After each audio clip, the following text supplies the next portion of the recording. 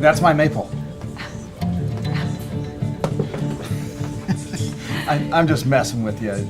Help yourself, I brought him in. We're new here, we're the new HR consultants.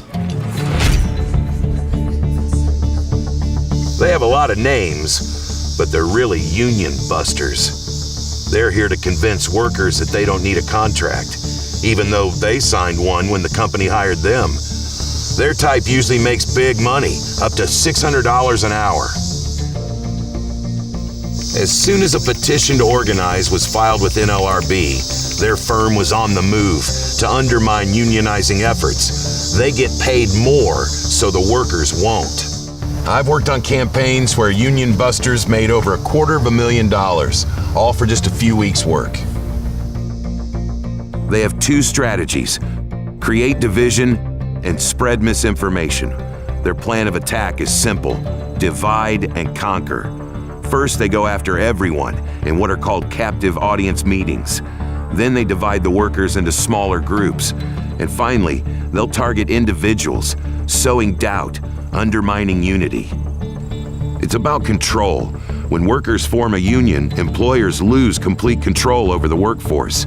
The workers gain rights and a voice. The owner's no longer a dictator. They have to negotiate with you on wages and work conditions, and you are protected by a contract. Union membership pays.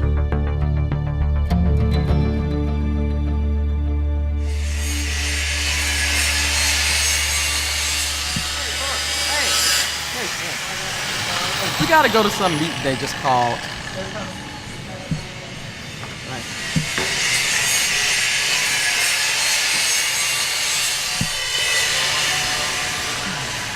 What's this meeting about anyway? I don't know. How do they expect us to hit quota if they keep pulling us off the floor like this? Absolutely. These are all very valid concerns. The company wants to make things better. You're all like family here. Yes, ma'am. In captive audience meetings, unions are portrayed as outsiders, interfering in what the company would like you to believe is an equal relationship. Yet they can fire workers for any reason or no reason at all. Is that equal? They didn't know all the problems you've been having, but change is coming. You just have to give them another chance. We didn't know how you felt about this. You know how unions thrive? Off of the dollars of their members. I've seen it. We infiltrate nothing. Employees call us first to help them. You only pay dues after you have a signed labor contract and applied for membership. While we negotiate for your wages and benefits, you pay zero, nothing. And even then, a majority of workers has to vote to accept the new contract. Paying union dues is not a cost, but an investment. Union workers stand to make hundreds more in weekly earnings. You'll have access to health coverage and pension plans. Union dues are tax deductible. Even things like discounts on your cell phone and scholarship opportunities, and many other options that save you, the worker, more money in the long run. If the union doesn't get what it wants, it can force you out on strike, and then you've got nothing. How many of you have house payments? Families? Anyone expecting newborns? The company has essentially turned over all their power to the union busters. They know the supervisors are the first line of defense, and they use every dirty trick, even illegal ones. They're told to do whatever it takes. Are you serious? Fine. Fine.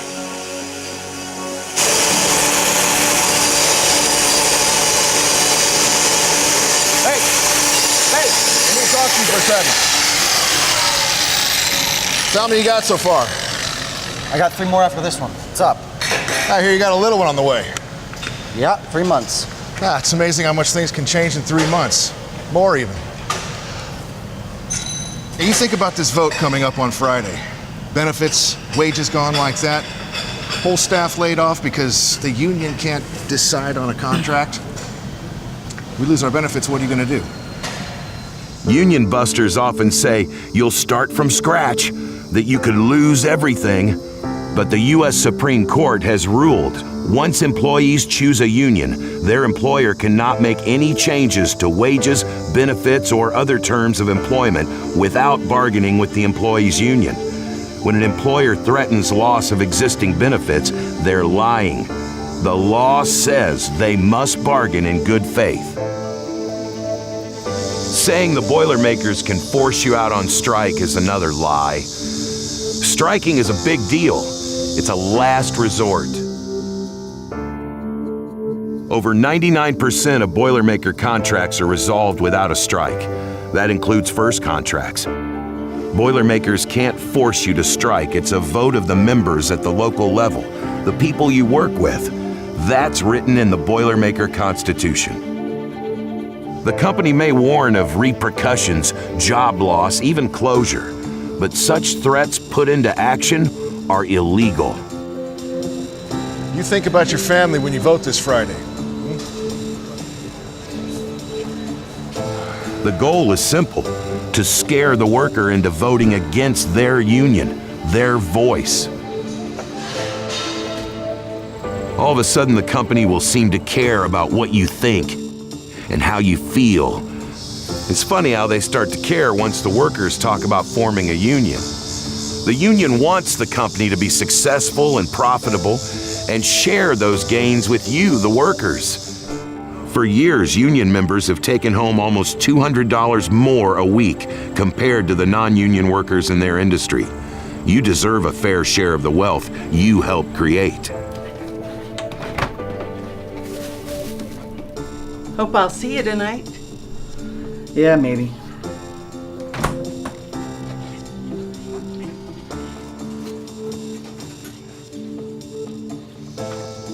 You have the right to form, join, and support a union. That's in the National Labor Relations Act. Now, I used to work full-time in a factory, just like the rest of you guys. I know the benefits of working in a union environment. And we were contacted by some of your coworkers to help you guys make some positive changes at the workplace. Without a union, management can change the rules. Day to day, person to person, they're in charge. But if you form a union, you level the playing field. Everybody wins with great benefits, good wages, good working conditions. It's not just a buddy system for a selected few. Are there any questions? Yeah, look, this all sounds great, but I've heard a lot of things this week, from union dues to contract disputes, to strikes and closures. How do we know that you're not just like them? How do we know that you're any different than the company we answer to already? I'm glad you asked. That's exactly what the company wants you to believe. That's why they don't let us into their meetings with you at work. Then we can't answer your questions and concerns. This is why we go out and make house visits and pass out leaflets. We're always courteous to you and your neighbors, and we want you to make an informed decision come Election Day. No organization is perfect. Hell, this country isn't perfect. That's why we elect leaders and can amend our union constitution, because nothing is perfect. The beauty of starting a union is that you all are in charge. If you don't like the way things are going, you can run for a local lodge officer position. The beauty of starting a union is that you all are in charge. Does your company hold elections? Can you vote for your CEO and have a say in their salary? When was the last time you voted on the employee handbook? Do they consider your opinion about wages and benefits and overtime? The election process is conducted by a representative of the federal government. Company management and union representatives are not allowed in or near the voting area when the polls are open. You do not put your name anywhere on the ballot, so your vote remains anonymous. Come Election Day, this will probably be the first time you've ever voted for anything at that company. With forming your union, you continue to have that vote and that power to bring about change. You have a contract for just about everything in your life. Your home, your car, your cell phone. Why not for your wages, benefits, and working conditions? This is a right you all have. Whether you choose to exercise that right is up to you. Just remember, when you don't exercise your rights, you lose them. The union buster will pull out all the stops. He and management will say and do literally anything. And they'll single out those they think can be intimidated, and they'll isolate those that speak up. The meetings may even turn into one-on-one meetings designed to scare workers into voting against their own interests. We've got to protect and support each other. It's what forming a union is all about. And when you guys join the Boilermakers, you join a union you can be proud of. Happy Friday. Big day ahead, huh? Big day. You know, this union thing, I don't know. Do you know which way you're gonna vote? You know what? I'm gonna vote the way that's best for me and my family. That's the way I'm gonna vote. Thanks. Last but not least.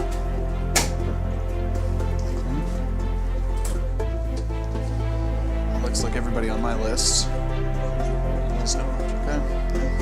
Looks like we're done here.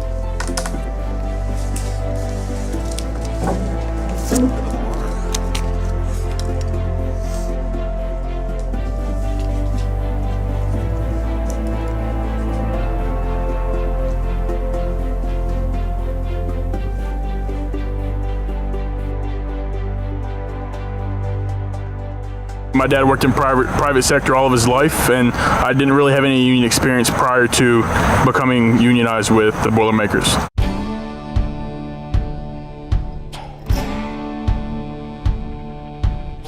A lot of people have the mindset that the union reached out and said, hey, listen, let us tell you what we can do for you. And that's not the case. We reached out to the Boilermakers and say, listen, we need some help. We can't do this alone.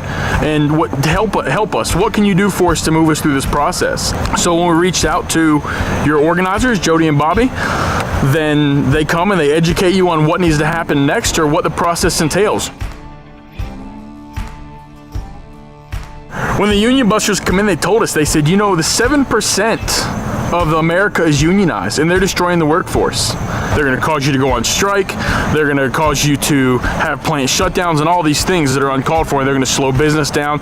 In turn, we're going to lay people off. And we realized, come out later as public information, that they spent $175,000 on union busters over 2 months, which equated, we broke down to like $1,000 an hour or something ridiculous. And we're talking, hey, we haven't got a raise in 2 years and we're asking for $250,000 an hour here, and you guys are paying these guys $250,000 to come down for 2 months. So it just kind of fueled the fire. There's got to be some benefit in here for us that you don't want us to have. Otherwise, you wouldn't pay these guys to be here to tell us the opposite, the negative about it. We would have a meeting with the union busters during the day, and that evening we would go tell Jody and Bobby, or call them even if they weren't in the workplace. We'd say, listen, this is what we're being told. Can you enlighten us on this? And they would tell us either that's accurate or it's not.